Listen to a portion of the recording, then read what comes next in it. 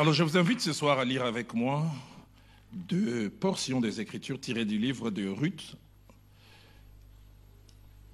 Et j'ai beaucoup aimé, j'ai suivi quelques extraits des interventions sur ces merveilleux thèmes, sur la transformation et quelle richesse, quelle richesse. Nous allons lire ensemble Ruth au chapitre 1er, et notre première lecture va du verset 1er au verset 7e, et puis nous lirons aussi les versets 19 au verset 22. La seconde lecture, toujours dans le même livre, cette fois-ci au chapitre 4, et là nous lirons du verset 13 au verset 17. Alors je fais la première lecture, Ruth au chapitre 1er, du 1er au 7e verset. Du temps des juges, il y eut une famine dans le pays. Un homme de Bethléem de Juda partit avec sa femme et ses deux fils pour faire un séjour dans le pays de Moab. Le nom de cet homme était Elimelech, celui de sa femme Naomi, et ses deux fils s'appelaient Machlon et Kiljon. Ils étaient Éphratiens de Bethléem de Juda. Arrivés au pays de Moab, ils y fixèrent leur demeure. Elimelech, mari de Naomi, mourut et elle resta avec ses deux fils.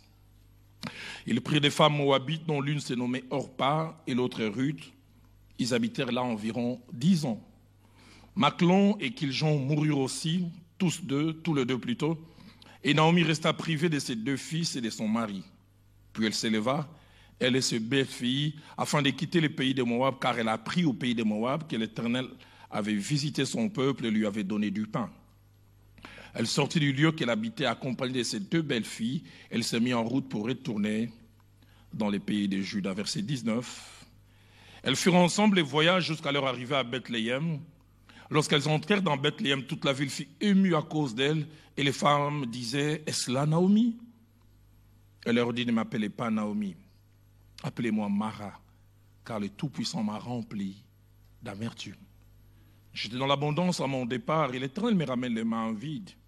Pourquoi m'appelleriez-vous Naomi, après que l'Éternel s'est prononcé contre moi, et que le Tout-Puissant m'a affligé ?»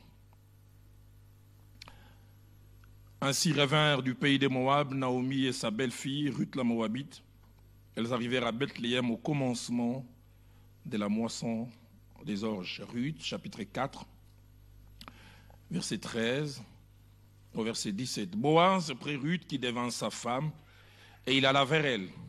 L'Éternel permit à Ruth de concevoir et elle enfanta un fils. Les femmes dirent à Naomi, « Béni soit l'Éternel, qui ne t'a point laissé manquer aujourd'hui d'un homme ayant droit de rachat, et dont le nom sera célébré en Israël. Cet enfant restaurera ton âme et sera le soutien de ta vieillesse, car ta belle-fille qui t'aime l'a enfantée, elle qui vaut mieux pour toi que 7 fils. » Naomi prit l'enfant et le remit sur son sein, et elle fut sa garde. Les voisines lui donnèrent un nom en disant, « Un fils est né à Naomi. » Elle l'appelèrent Obed. Ce fut le père d'Isaïe, père de David. Je voudrais, dans les grands thèmes que nous abordons sur la transformation chaque soir, je vais aborder un sous-thème qui va toujours dans le sens de la transformation. Et ce soir, les thèmes que Dieu a placés dans mon cœur, c'est Naomi, virgule, Mara, virgule, puis Naomi. Naomi, Mara, puis Naomi.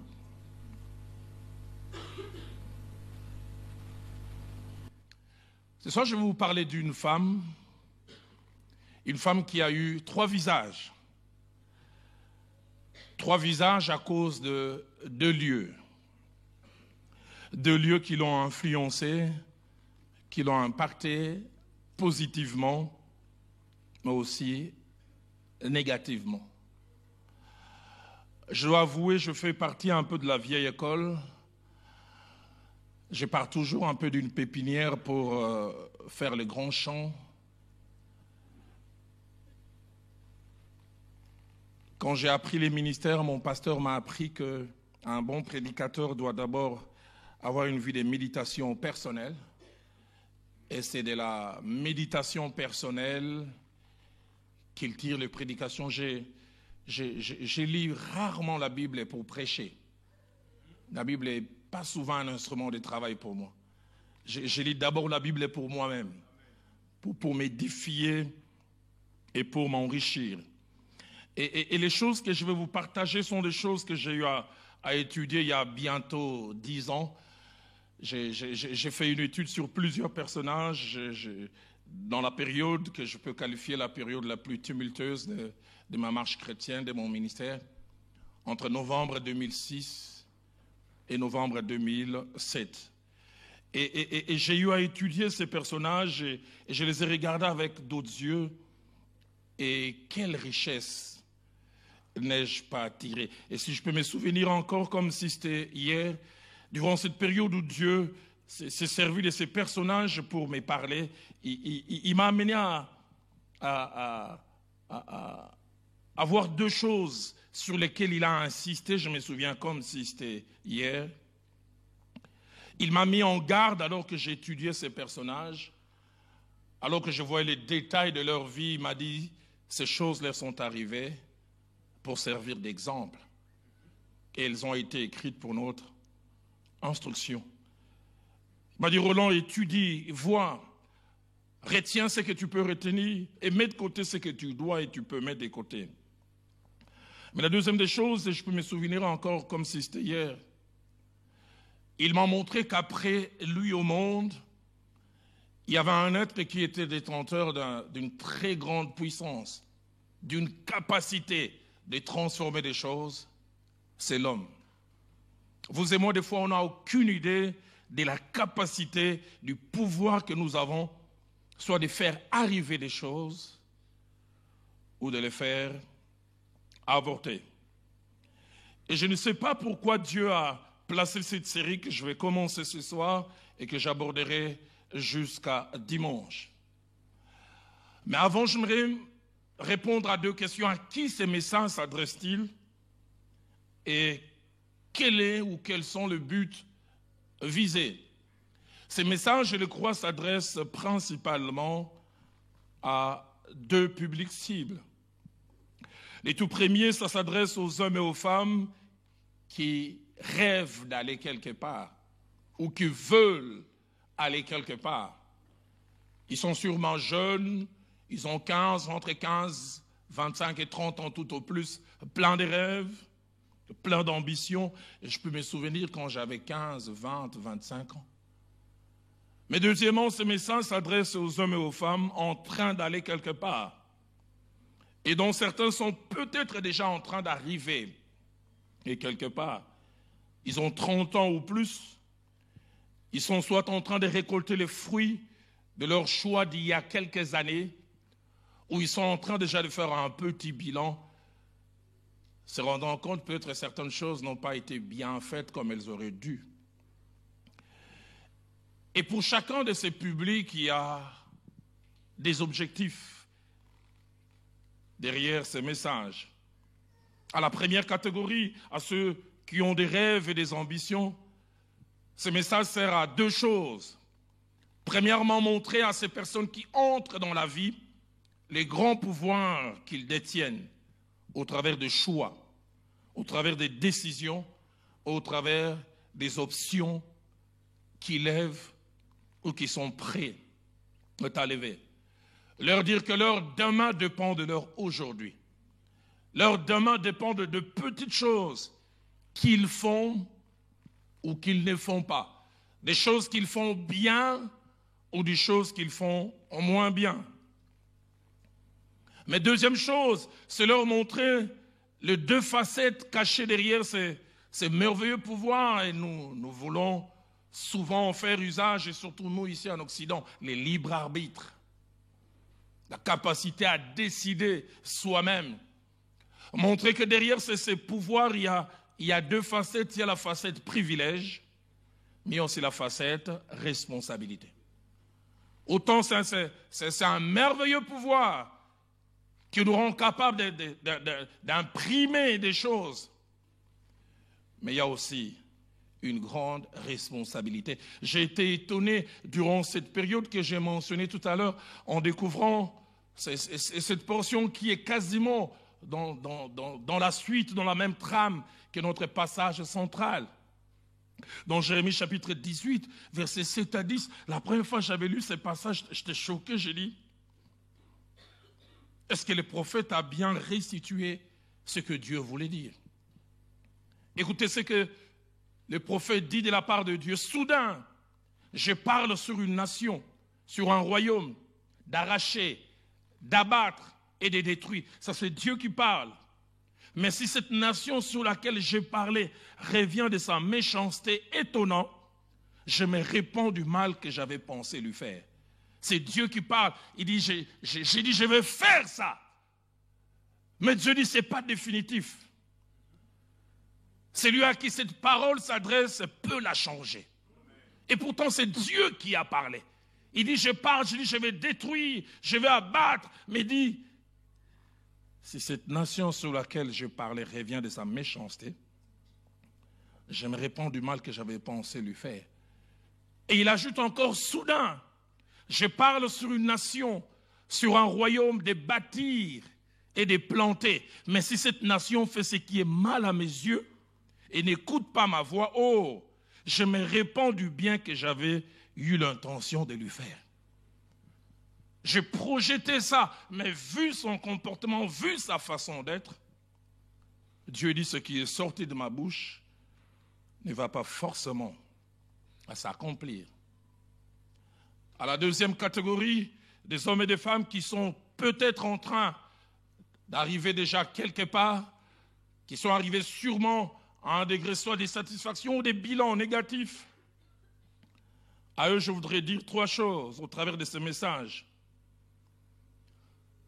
La première, c'est que la vie est dictée et influencée par une loi établie par Dieu lui-même, dans Genèse chapitre 8 au verset 22, et que plus tard, ce même Dieu va venir renforcer, certifier par la bouche de l'apôtre Paul, dans Galates chapitre 6, versets 7 à 8, c'est la loi de la sémaille et de la moisson.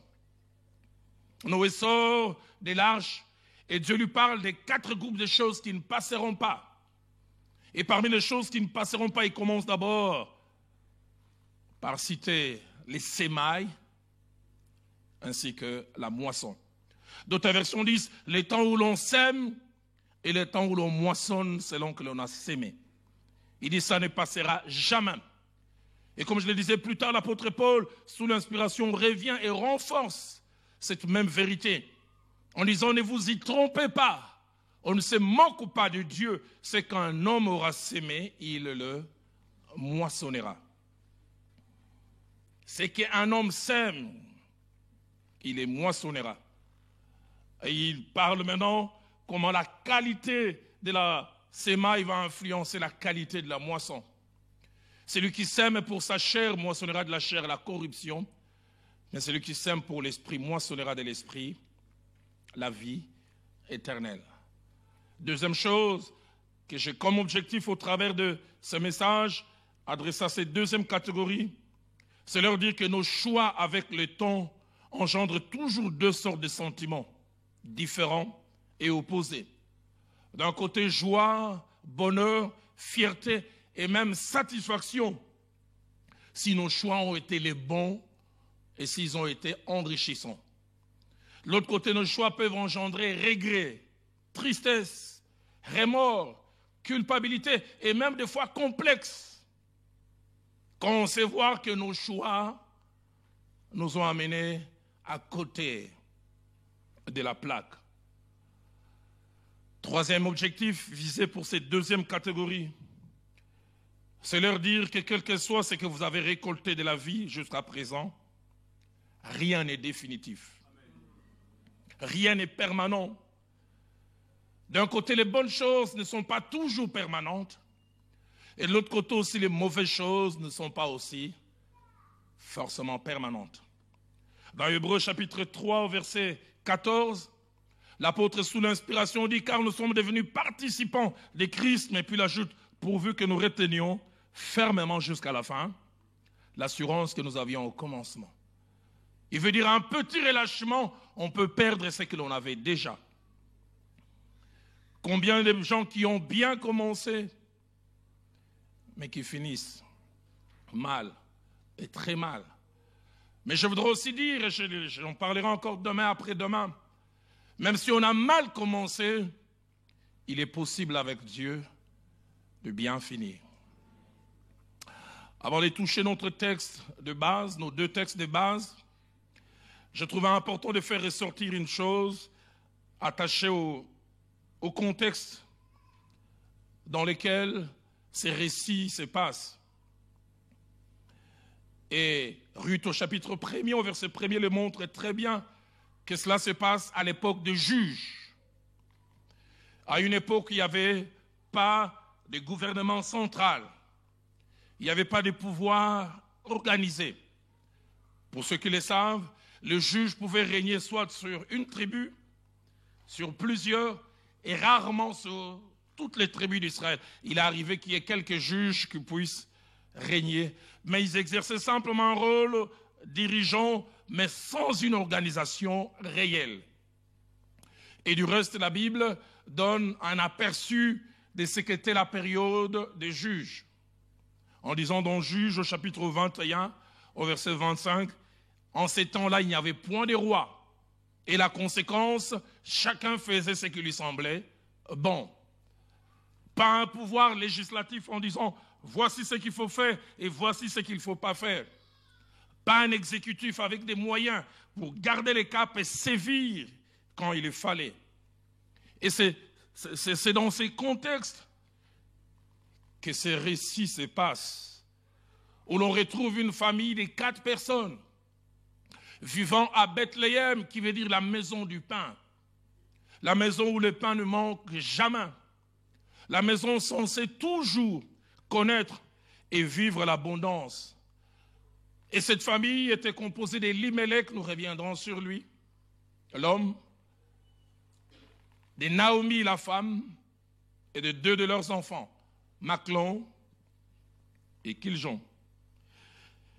Et le récit que nous avons lu nous présente cette famille en 7 séquences. La première séquence, nous les voyons faire usage de ce que j'ai appelé les libres arbitres. Mais leur libre arbitre était dicté, influencé par la pression. La Bible dit clairement, du temps de juge, il y eut famine dans les pays. Il vivait à Bethléem, la maison du pain, la maison censée ne jamais manquer du pain, jusqu'à ce que Bethléem ne puisse plus ressembler à ce que son nom signifiait. J'aimerais dire à quelqu'un, il est possible que la maison du pain manque du pain. Mais même si la maison du pain manque du pain, Dieu ne cesse pas d'être le Dieu de la maison du pain. J'aimerais aller encore plus loin. Même si la maison du pain manque du pain, ce n'est jamais permanent. Tu veux me dire, explique-moi, comment la maison du pain peut-elle manquer du pain? J'aimerais dire, il y a beaucoup de pourquoi pour lesquels dans la Bible, je n'ai pas de parce que. Du reste, le jour où on sera au ciel, j'apporterai beaucoup de questions. Heureusement que la Bible dit, nous connaîtrons comme nous avons été connus. Point de pain dans la maison du pain. Mais en même temps, il y a du pain en abondance en face, dans Moab, supposé être pays maudit. Moab veut dire issu du même père, mais du mauvais père, parce que Moab est issu de la relation de Lot avec l'une de ses filles qu'il avait enivrée. Pays sous la malédiction. Et la grande question, comment on peut avoir la théorie de la bénédiction parce que habitant la maison du pain, mais comment en face, qui est censé être le pays maudit, il y a du pain? Que faire? Rester là où on a la théorie, la pratique manque? Ou aller là où il y a la pratique et en théorie sont censés être maudits? Famine. D'autres versions disent même grande famine. Une autre version dit même une très grande famine. J'aimerais ouvrir une parenthèse que je fermerai rapidement. Il faut trouver à manger. Et l'une des raisons qui était derrière cette pression, j'en parlerai tout à l'heure, c'est la qualité d'enfants qu'ils avaient. Eux-mêmes, semble-t-il, ils auraient pu supporter, mais ils avaient des enfants, nous les verrons tout à l'heure, à problème. Il faut faire quelque chose. Pression. que des pressions nous subissons sur le chemin de la vie. L'âge avance, épouse même n'importe qui. Une jeune femme rentre dans mon bureau et dit, pasteur, je me suis converti, j'avais 8 ans. J'ai commencé à l'école du dimanche, j'en ai maintenant 32. On est au mois de janvier, pasteur. Si jusqu'en juillet, ton Dieu ne me donne pas un mari, va voir. Je voulais la blâmer, mais je me suis contenu. Car c'est plus facile pour moi qui passe la nuit avec une bonne femme que de lui donner un conseil. Quelqu'un dit, les meilleurs conseillers sont ceux qui ne vivent pas la situation. Un jour, je me cogne et j'ai une petite blessure et ça fait très mal. Et je me mets à gémir. Quelqu'un vient me dire, une petite blessure comme ça, je dis, c'est pas dans ton corps.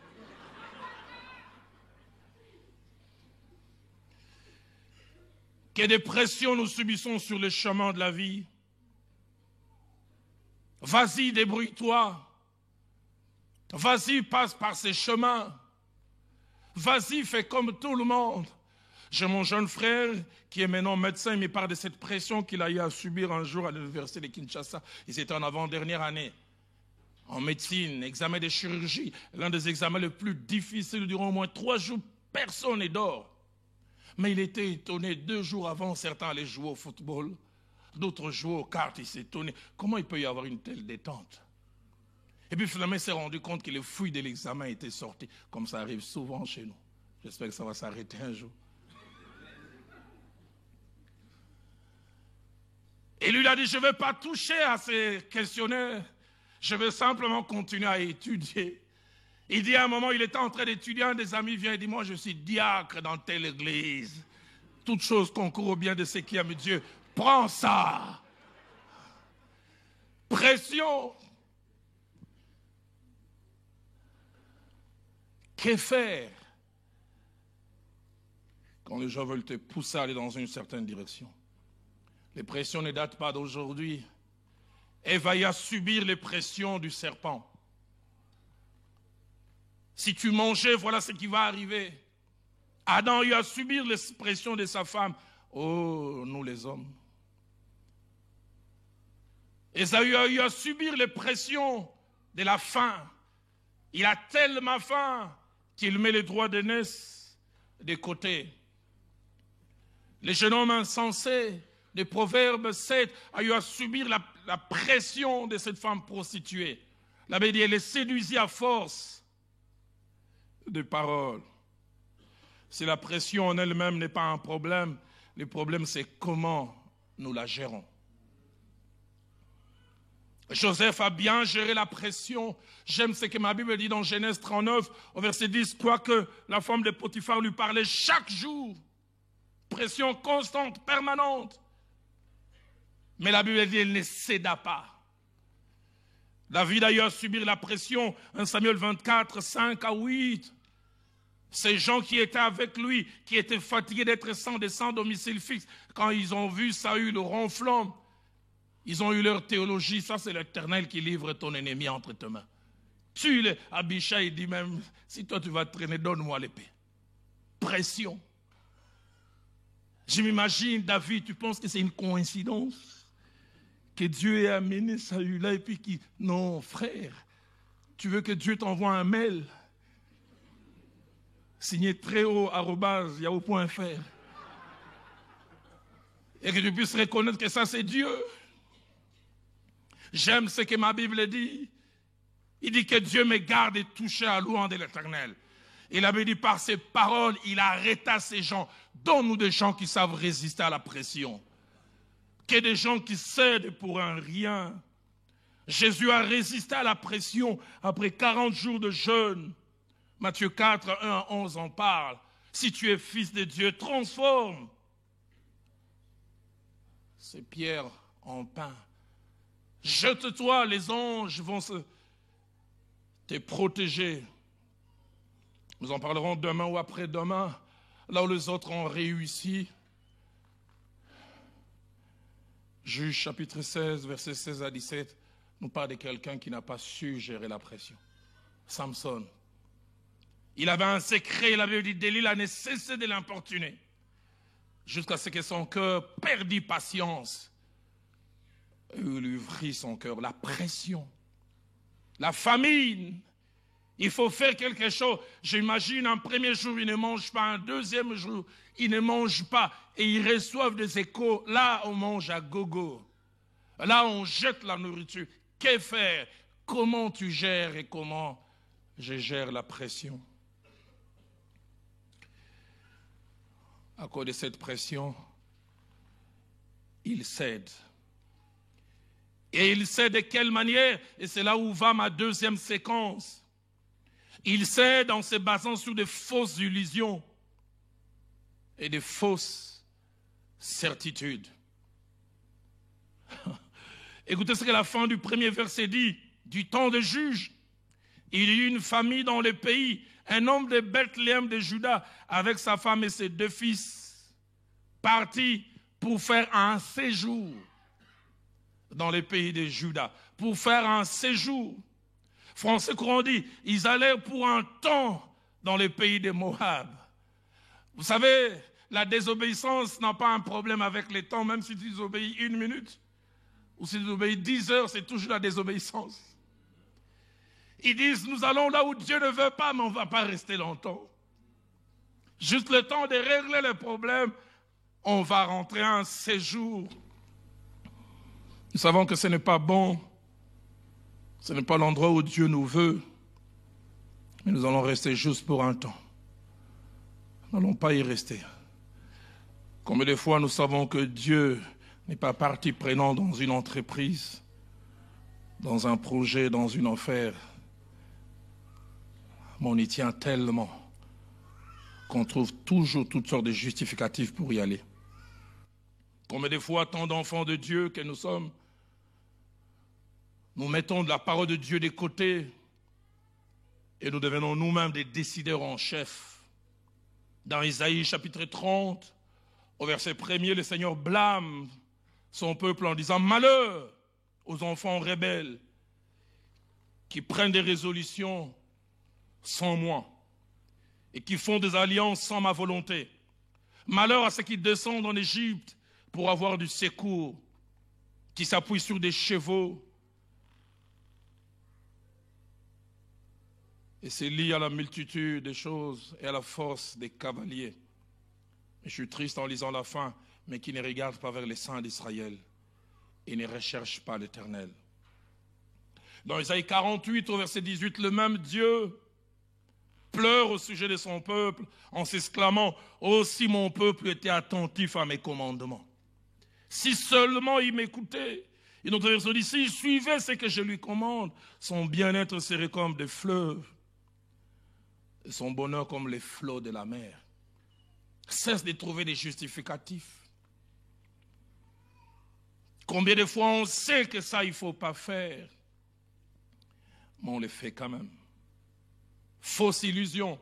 Je le ferai, mais je le ferai pour un temps. Mon pasteur disait, le péché est une réalité ingérable. Avec le péché, on n'ira jamais de là jusque-là.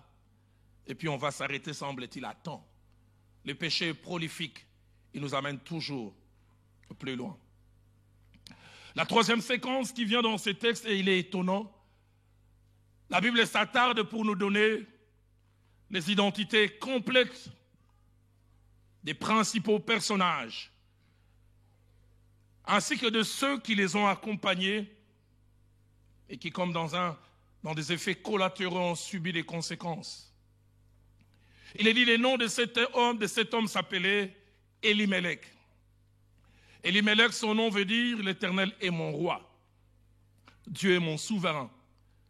C'est lui qui règne dans ma vie. J'aimerais dire à un Elimelech aujourd'hui, où es-tu? Es-tu à Bethléem, la maison du pain, symbole de la parole de Dieu? Ou es-tu ailleurs? Et la Bible dit le nom de sa femme, sur laquelle nous allons revenir longtemps. Sa femme s'appelait Naomi. Naomi, son nom signifie grâce, beauté sublime, qui brille ou qui attire les regards de par sa beauté et de par sa grâce. Naomi. Et ces deux personnes, au nom plein de significations, avaient sous leur protection 2 enfants au nom étonnant. Le nom de Maclon signifie malade ou maladif. Sûrement que cet enfant devait avoir des problèmes. Certains disent qu'il avait des tares. De quel ordre? La Bible n'en parle pas. Malade ou maladif. Et le deuxième s'appelait Kiljon, qui veut dire faiblesse, fragile, qui languit, qui peut tomber d'un moment à l'autre. C'est pour cela que les commentateurs disent qu'ils n'ont pas su résister à la faim parce qu'ils avaient 2 enfants maladifs et languissants.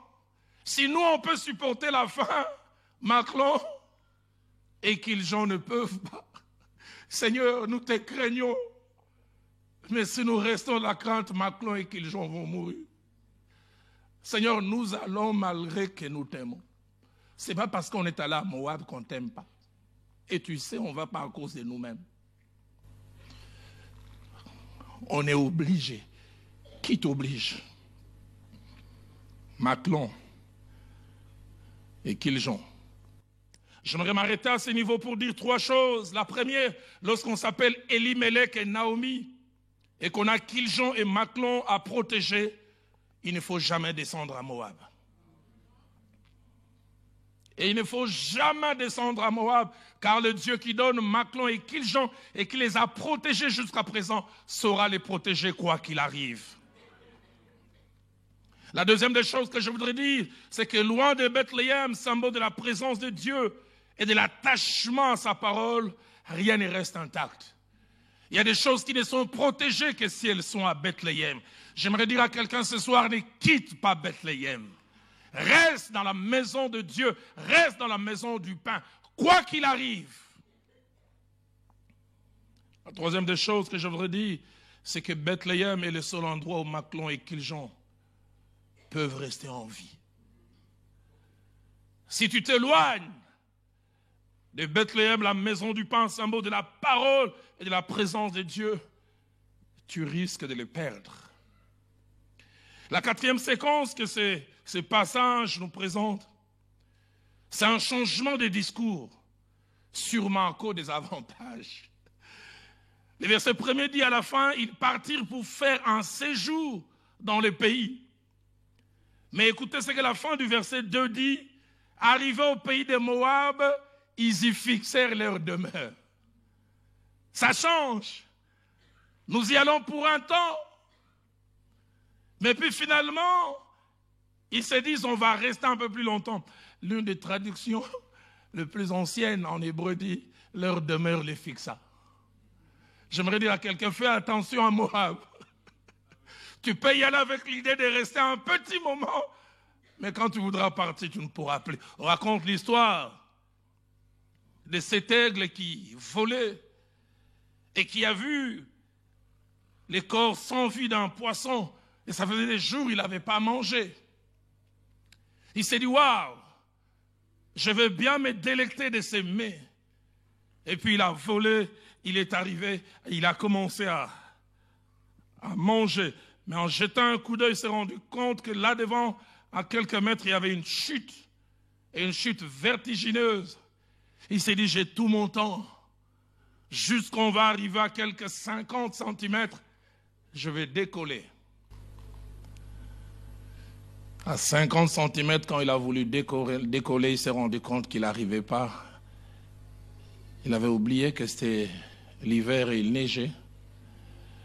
Et la neige qui tombait a bloqué. Quand il a voulu décoller, il n'a pas pu.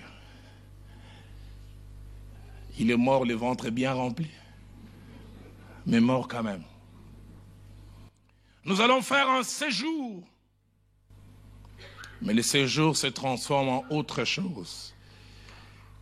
Ils y fixèrent leur demeure. Quel contraste avec les intentions du départ. Je veux juste faire ça et puis je vais arrêter. On ira de là jusque là.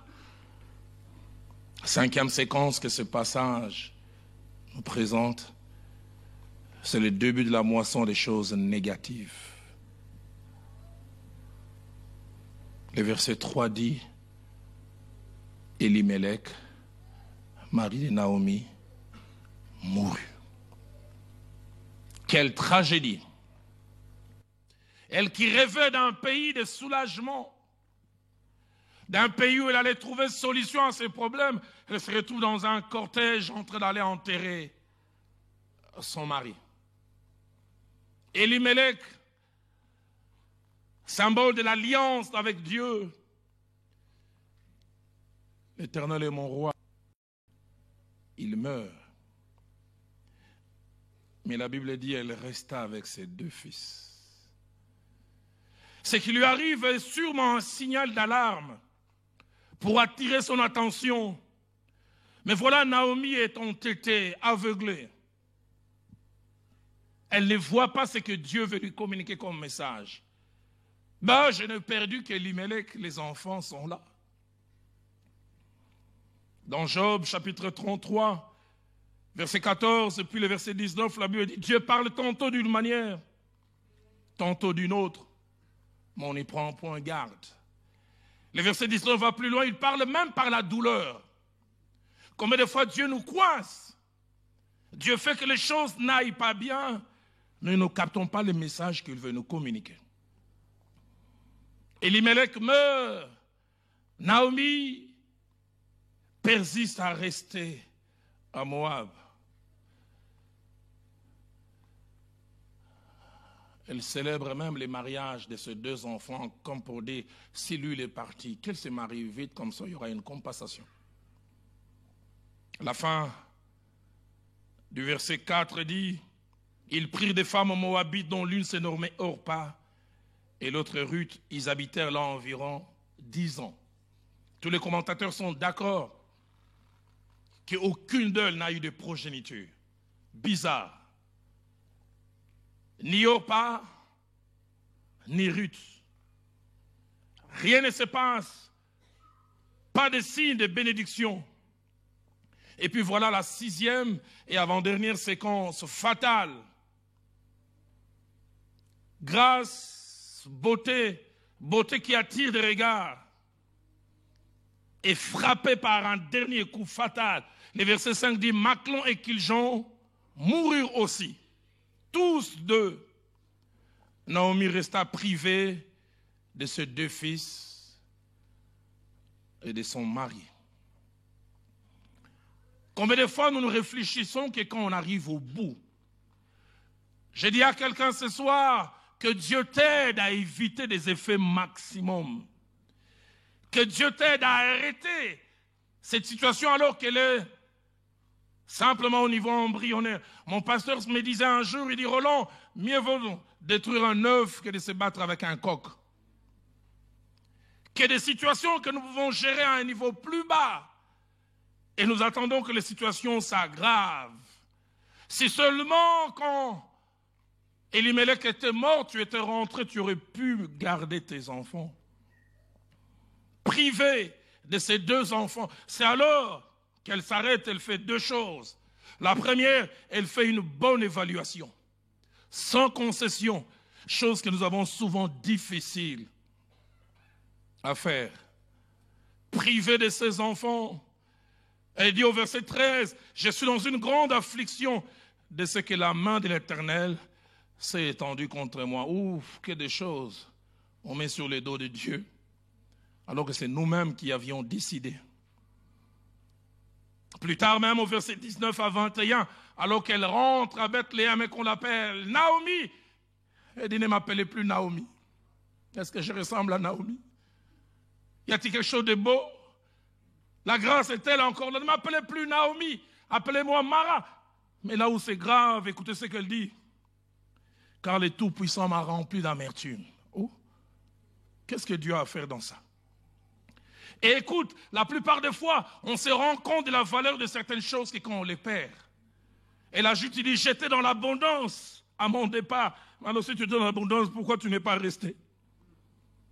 Et l'Éternel me ramène les mains vides. Pourquoi m'appelleriez-vous Naomi après que l'Éternel s'est prononcé contre moi?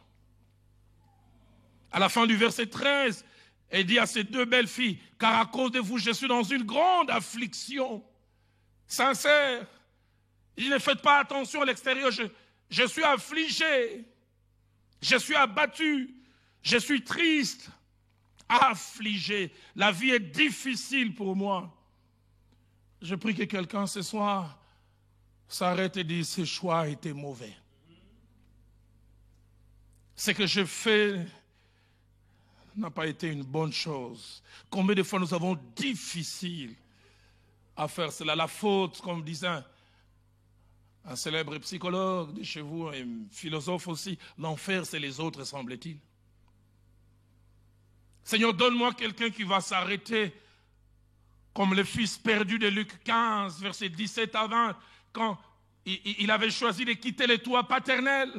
Et ce choix-là a amené la déchéance. J'aime ce que ma Bible dit, étant rentré en lui-même. Donne-moi ce soir quelqu'un qui va rentrer en lui-même. Donne-moi ce soir quelqu'un qui va se regarder, comparer son hier et son aujourd'hui, mettre deux tableaux côte à côte. Ce jeune homme s'est regardé, il avait des ongles sales, des cheveux, ça faisait longtemps, il était allé chez le coiffeur, il était maigre, il commençait à manger avec les cochons, il dit, ça n'a pas toujours été ma vie comme ça, je n'ai pas toujours été ainsi. Donne-moi quelqu'un ce soir qui va s'arrêter. Comme ses fils, mais aussi comme Naomi. Fait une bonne évaluation. Et puis elle décide de retourner à Bethléem. J'ai pris qu'une Naomi ce soir retourne à Bethléem. Sinon tu as perdu mari, enfant, tu risques de finir aussi là.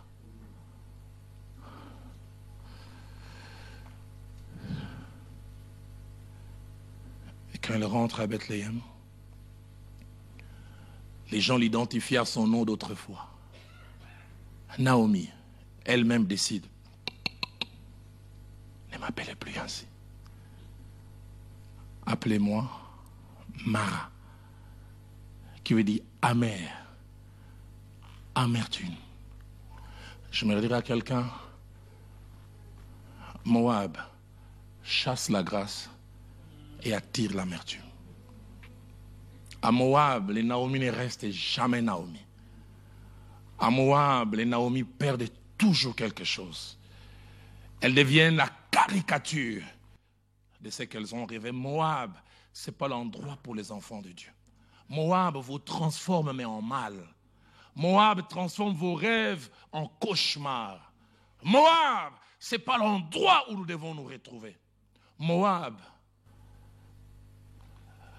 c'est le lieu de l'avortement de destinée. Elle décide. Elle décide de rentrer à Bethléem. Et la 7e séquence, c'est là où je vais finir ce soir.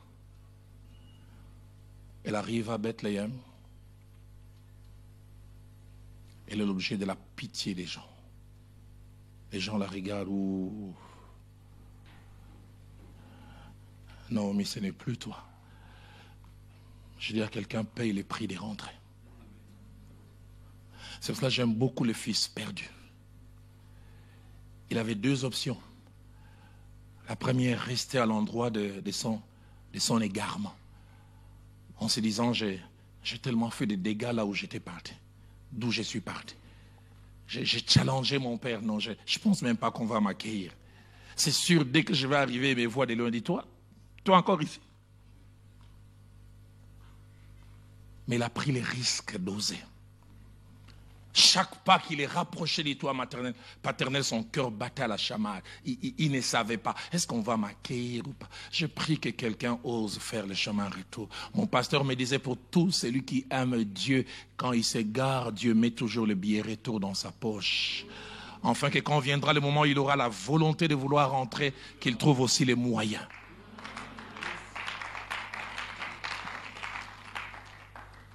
Naomi, devenue Mara, est rentrée et retournée à Bethléem. Elle n'a plus de mari, plus d'enfants, plus de considération. Et le contexte montre qu'elle fait maintenant partie de la catégorie des pauvres.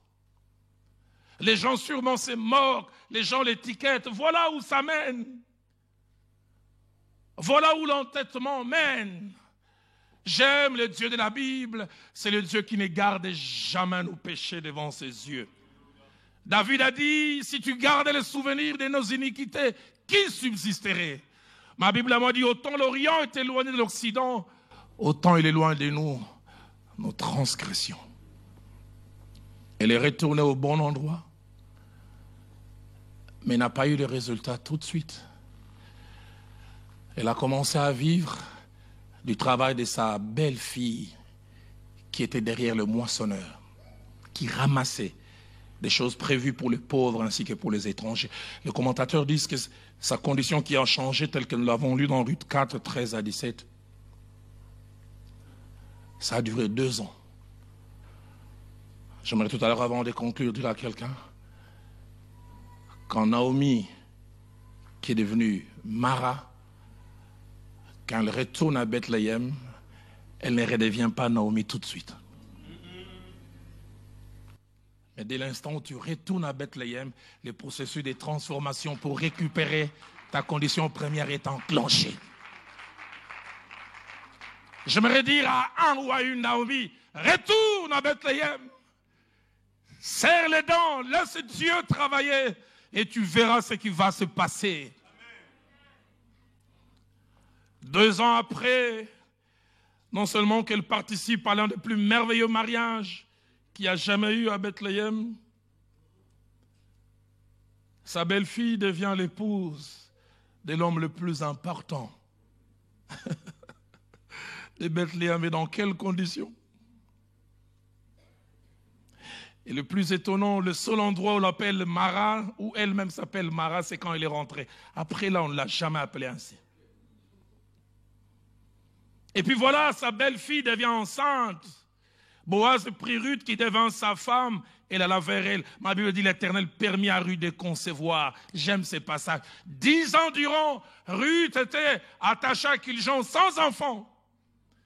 Mais quand elle vient avec sa belle-mère à Bethléem, il y a des choses qui ne se passent pas à Moab, mais qui ne se passeront qu'à Bethléem. Bethléem est l'endroit où les choses qui ont traîné arrivent à se passer. Je voudrais dire à quelqu'un, reviens ce soir à Bethléem, reviens de plein pied et attends que la pluie de Dieu tombe sur toi. Si elle tarde, attends-la.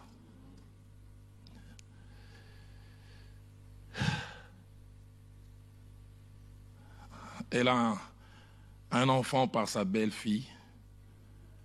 Et 3 choses bizarres se passent. La première, celle qu'il avait accueillie avec pitié, se met à louer Dieu. Celle qui avait dit, est-ce là Naomi? Il y a encore des traits, mais Moab lui a tout volé. Ruth 4 dit, les femmes dirent à Naomi, béni soit l'Éternel. J'aimerais dire à quelqu'un, les gens chanteront la louange de ton Dieu, si seulement tu décides de rentrer. Et la deuxième des choses qui me frappe, c'est qu'elles se mettent à prophétiser. Et disent à Naomi, cet enfant restaurera ton âme et sera le soutien de ta vieillesse. J'aimerais dire à quelqu'un, quand tu retournes à Bethléem, tu as des choses dont tu n'as aucune idée. Et elles-mêmes reconnaissent la valeur de celle qui l'a accompagnée en disant, car ta belle-fille qui t'aime l'a enfantée. Oh, écoutez, elle qui vaut mieux pour toi que 7 fils. Tu en as perdu 2, mais celle-ci, elle a une valeur inimaginable. J'aimerais dire, si Ruth reste à Moab, elle a la valeur d'une personne.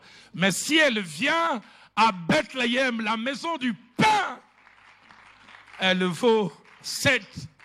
Et elle te donne non pas n'importe quoi, elle te donne quelque chose qui va te restaurer, quelque chose qui va te consoler, quelque chose qui va essuyer tes larmes. Et ils ajoutent, elle sera le soutien de ta vieillesse. Et la troisième des choses qui me frappe, c'est que les enfants sont nommés par les parents. Mais là, c'est bizarre, ce sont les voisines. Les voisines lui donnèrent un nom en disant un fils est né à Naomi. Bizarre. C'est Ruth qui a eu un enfant. On dit non, ça c'est pas l'enfant de Ruth, ça c'est l'enfant de Naomi. Non, Dieu l'a restauré, Dieu l'a relevé. Et j'aime comment ce passage se termine. La Bible dit au verset 16, Naomi prit l'enfant, les mit sur son sein, et elle fut sa garde. Elle serrait cet enfant en disant, il y a des choses que je ne pensais plus voir. Je pensais que les bonnes choses appartenaient au passé. Mais Dieu m'a redonné espoir. Obed, le nom signifie serviteur. Et la Bible montre que ce fut non pas n'importe qui. Obed engendra Isaïe. Et Isaïe engendra David. Un mauvais choix peut transformer Naomi en Mara.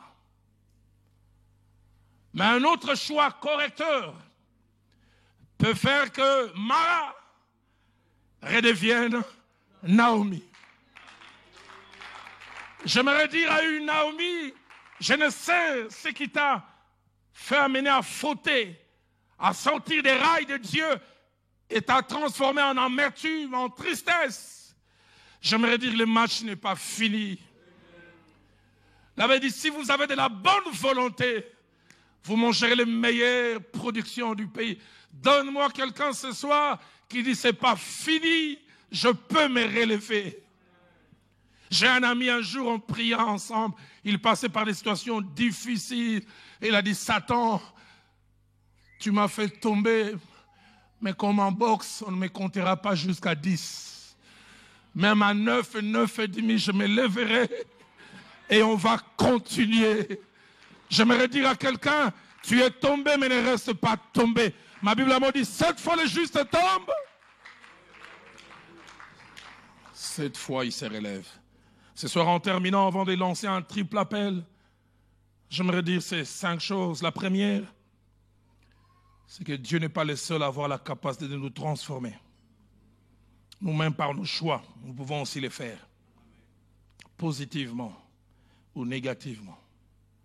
La deuxième des choses, il y a des endroits ou des positions spirituelles qu'il ne nous faut jamais occuper, car elles vont nous voler le meilleur que nous avons. J'aimerais dire à une Naomi, si possible, ne quitte jamais Bethléem. La troisième des choses que je voudrais dire ce soir, c'est que Moab nous fait devenir n'est jamais définitif si nous décidons de revenir à Bethléem. Image et symbole de l'attachement à Dieu et à sa parole. Quatrième et avant-dernière chose, le retour à Bethléem ne se fait jamais sans conséquences positives immédiates. J'aimerais dire à quelqu'un, tous ceux qui rentrent à Bethléem ne les regrettent jamais. Ils finissent tôt ou tard par voir la sollicitude de Dieu. La cinquième et dernière chose, et je termine. S'il est vrai que Moab nous vole l'essentiel, Bethléem nous restaure. Et des fois, le vol peut se passer rapidement, mais la restauration est un processus. Mais la plupart des fois, un processus irréversible. Je voudrais nous inviter ce soir à baisser nos têtes dans la prière. Et je lancerai un triple appel. Alors que les musiciens s'avancent, ils vont m'aider à chanter ces merveilleux cantiques. Attire-moi à toi. Ne me laissez pas. Je vais tout abandonner, restaurer notre amitié. Je ne sais à qui Dieu a voulu que je puisse parler ce soir, alors que je ne fais que commencer. Y a-t-il une Naomi plein de grâce, plein de brillance, qui soit est sous pression pour aller dans une direction, sous pression pour faire certaines choses, Ou peut-être même tu as cédé à la pression. Y a-t-il une Naomi qui subit des pressions à faire ce qu'il ne doit pas faire et qui veut dire, prédicateur, Dieu m'a parlé ce soir. Je suis prêt à lâcher. Ou peut-être même j'ai lâché. Y a-t-il une qui s'identifie à Naomi, qui veut dire la pression est forte, les gens ne voient pas de l'extérieur, mais à l'intérieur je ne suis plus le même. J'ai perdu des choses. Je suis là où je ne devais pas être. J'ai longtemps commencé à faire des choses que je ne dois pas faire. Ce soir, il y a quelqu'un qui doit revenir à la maison. Ce que je n'ai jamais oublié. Il dit, tout celui qui a goûté réellement à Dieu, le péché n'a pas la même saveur pour lui. On ne peut être à l'aise quand on s'appelle Naomi, quand on s'appelle Elimelech, on ne peut être à l'aise à Moab. Le deuxième appel que je me lancer, tu es peut-être comme Naomi, tu as tout perdu, tu as les mains vides, tu t'en veux, tu as la culpabilité, tu te condamnes toi-même, tu dis j'aurais dû comprendre, j'aurais dû ne pas partir, si j'avais su. Moab m'a tout volé, Moab m'a tout pris. Moab a transformé la grâce que j'avais en amertume. J'aimerais dire à quelqu'un ce soir, assume. Viens devant Dieu, dis oui, je reconnais que j'ai mal agi. Mais dis-lui, j'aimerais retourner dans la maison du pain. Le troisième et dernier appel que je voudrais lancer. Tu es Naomi, que tes mauvais choix ont transformé en Mara. Et c'est Mara qui est retourné à Bethléem. Et tu as l'impression que tu es encore Mara. Tu as l'impression que malgré ton retour, la condition n'a pas changé. Et Dieu me dit de te dire, je vais tenir bon. J'irai avec ce Dieu jusqu'au bout. Jusqu'au bout. Jusqu'au bout. Jusqu'à ce que je vois ce qu'il peut faire.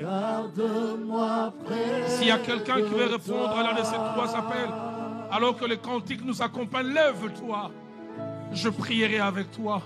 Et pour toi, et vous qui êtes ici, et vous qui nous suivez au travers des médias, est-ce qu'on peut chanter ces cantiques comme une prière? Je ne veux que toi. Alléluia. Je veux tout abandonner. Je veux restaurer cette amitié. Et restaurer notre amitié. Montre-moi la voie. Montre-moi la voie. Celle qui ramène à toi. Me ramène à toi. Est-ce que tu peux le dire? Tu as tout. Tu as tout pour moi.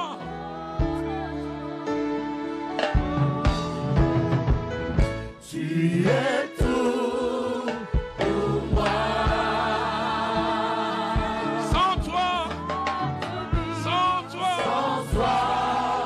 je ne peux vivre. tu as tout pour moi, Seigneur. Tu es tout pour moi.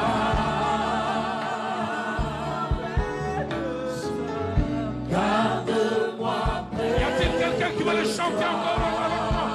Tu as tout. Tu